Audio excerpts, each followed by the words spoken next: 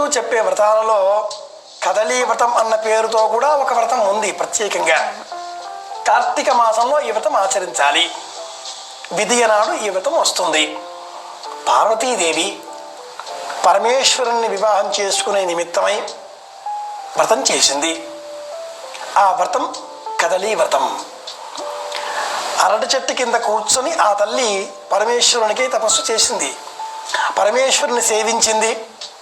అనేక విధాలుగా సేవ చేయడంతో పరమేశ్వరుడు అనుగ్రహింపబోయే ఆ చివరి సమయంలో మన్మథుడి ఆగమనము, పరమేశ్వరు ఆగ్రహము, పరమేశ్వరుడు అక్కడి నుంచి వెళ్ళి వేరే చోట వెళ్ళిపోవడము, ఇదంతా జరిగిన తర్వాత ఆ పార్వతీదేవి అపర్ణయై ఆకులు కూడా తినడం మానేసి పంచాగ్ని మధ్యంలో 5 చుక్కులా కూడా అగ్నిహోత్రములను వెలిగించుకొని పరమేశ్వరునికి తపస్సు చేసింది.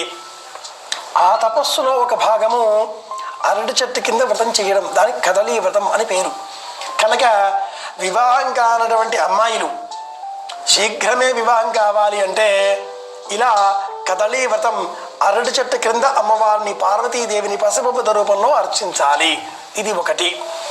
రెండవది, అరటి చెట్టు ఒక్క గెల వేస్తుంది అంతే.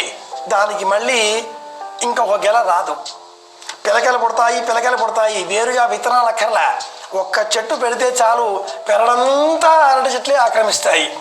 దానికి మళ్ళీ నాటే అవసరం లేదు. అరటి మొలక అరటి కింద నేల భాగంలో పెద్ద గడ్డ కందగడ్డలాగా పెరుగుతూ ఉంటుంది. అరటి పండు అందులో విత్తనం లేదు, కానీ మొలకకి మొలక ఇలా వేల సంఖ్యలో పెరడంతా పెరిగిపోయేటటువంటి స్వభావం అరటికి ఉంది.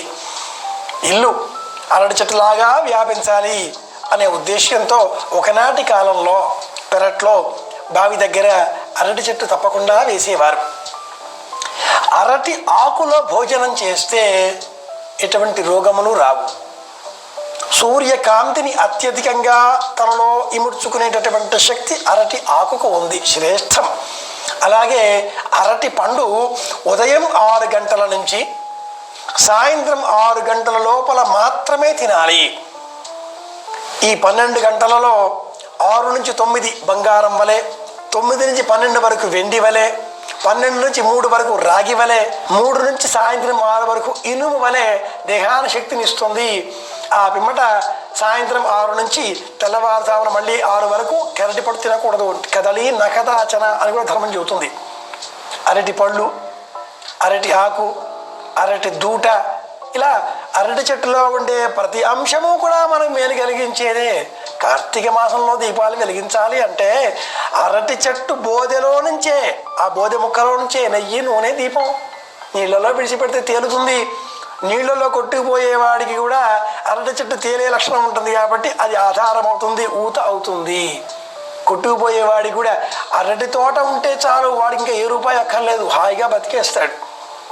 అంతటి శక్తి కలది కాబట్టి ఆంధ్ర శ్రీ మహాలక్ష్మి అరటి చెట్టు అన్నారు. అంతటి పేరు ఈ చెట్టుకు ఉంది. ఇంతటి ప్రాముఖ్యము, ప్రాశస్త్యత ఈ చెట్టుకు మనం చెప్పుకోవాలి.